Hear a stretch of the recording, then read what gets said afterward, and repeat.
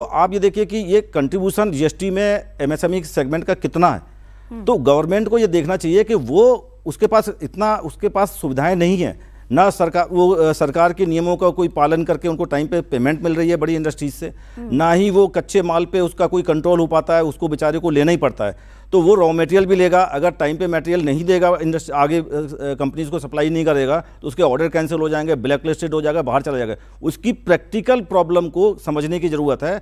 इस समय जिस तरह से मार्केट फ्लक्चुएट कर रही है, इनपुट कॉस्ट बढ़ रही है, ऐसे में एमएसएमई सेक्टर के लिए टैक्स रिबेट बहुत जरूरी था। जी, कई सारी चीजें हैं जो अब सस्ती हो जाएंगी, उनका इंपोर्ट सस्ता हो जाएगा। जैसे चमड़े का अगर सामान आप बना रहे हैं, जूते चप्पल की इंडस्ट्री है, क्या उसे फायदा नहीं होगा इससे?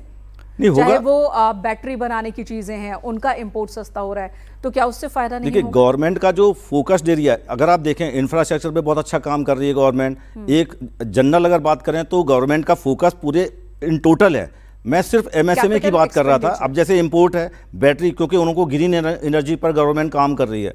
मोदी साहब का सपना है कि ग्रीन एनर्जी को हम प्रमोट करें। आपने देखा होगा ग्लोबल एम्बेसडर के रूप में भी वो स्थापित हुए। तो वो सब कुछ को ध्यान में रखते हुए उनका फोकस तो है।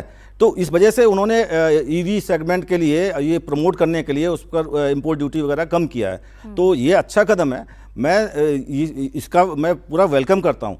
लेकिन जो एक सेगमेंट है जिसका दर्द है हमें, जो एमएसएमई सेक्टर का, उसको कहीं ना कहीं पे अनदेखा किया गया है। उसको एक सपोर्ट की ज़रूरत थी, वहाँ पर नहीं मिला। और जैसे आगे पीछे भी बोल रहे थे, एक लो बजट के जो निम्न आय वर्ग के लिए जो आवास की सुविधा है, वो कहीं ना कहीं इंडस्ट्रियल सेक्टर्स में मिसिंग है। जैसे जो बाहर से आने वाले जो लोग होते हैं, जो इंडस्ट्रियल सेक्टर में रहते हैं, वो अपने बच्चों को सही से लिविंग नहीं दे पाते हैं, उनको सही से कहीं अच्छे कॉलोनी में रख नहीं पाते हैं, जैसा कि कच्चे कॉलोनी में रहते हैं, कहीं कुछ रहता कर दिया गया। आप ये उनको देखा अनदेखा किया गया। महेंद्र तिवारी जी हैं, सीए हैं, टैक्स एक्सपर्ट हैं, उनसे जान लेते हैं।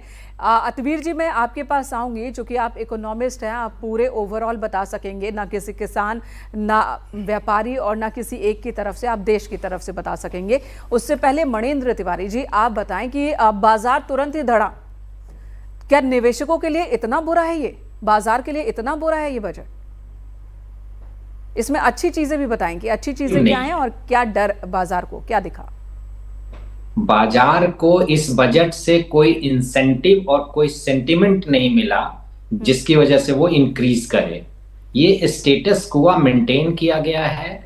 इसको कंप्लीटली एक आने वाले फ्यूचर के लिए डेवलप करने के लिए बड़े सारे इंफ्रास्ट्रक्चर्स के डेवलपमेंट पे बात की गई है और उन पे स्ट्रक्चर्ड किया गया है। एमएसएमईज को लेके कोई भी ऐसी इश्यूज नहीं एड्रेस किए गए हैं। बट आप ये देखो कि जो वन डिस्ट्रिक्ट वन प्रोडक्ट का प्लान है, उसमें इन्होंने एक्सपेंडिचर अलाउ किया है। आपके जो बजट एआई के लिए है, उसके लिए भी किया हुआ है। लखनऊ को हब बनाया है, आईआईटीज बनाया है, आयुर्वेद का हेल्थ